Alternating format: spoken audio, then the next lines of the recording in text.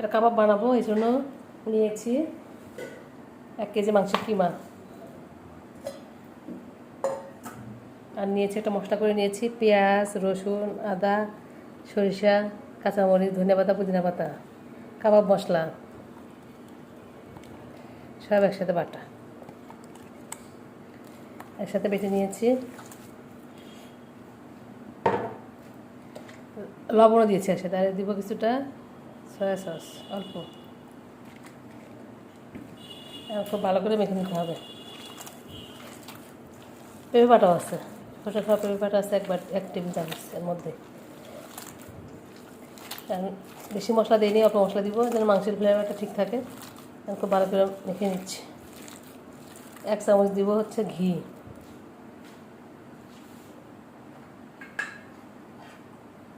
1 চামচ ঘি দিলাম। গরুর মাংস কিন্তু চর্বি টর্বি সব দিই নেই, চর্বি ছাড়া করছি। 2 চামচের জন্য 1 চামচ ঘি দিয়ে দিলাম। খুব ভালো করে মেখে ফ্রিজে রেখে দেবো, সারা রাত ফ্রিজে রাখবো, কালকে বানাবো এটা।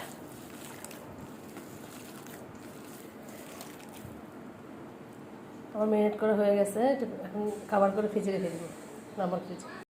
আমার সেই কাবাবটা ভেজে নিচ্ছি। চ্যাপটা করে করতে হবে, এটা তেলে তেলে শিং করে, ছোটো হয়ে আসবে, এই জন্য চ্যাপটা করে দেওয়াই ভালো।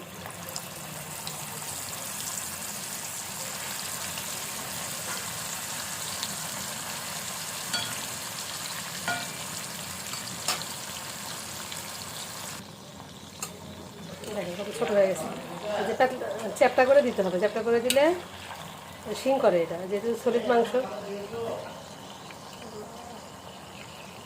এই কাবাব ভাজার সময় দিলে ভালো হয়, চর্বি।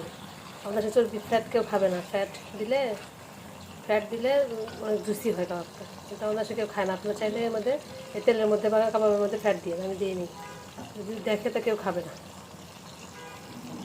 হয়ে যায় শিং করে।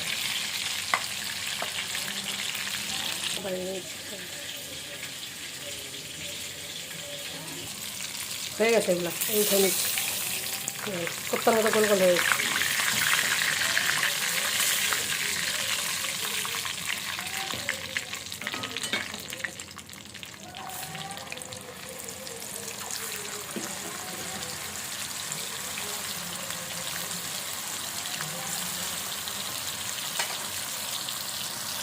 আমার কাবাব বানানো হয়ে গেছে, একদম জুসি কাবাব। লেবু চেপে দিয়ে সফট নরম কাবাব, ভেতরে পুরো কুক হয়ে গেছে। আলহামদুলিল্লাহ, এত মজা কাবাব।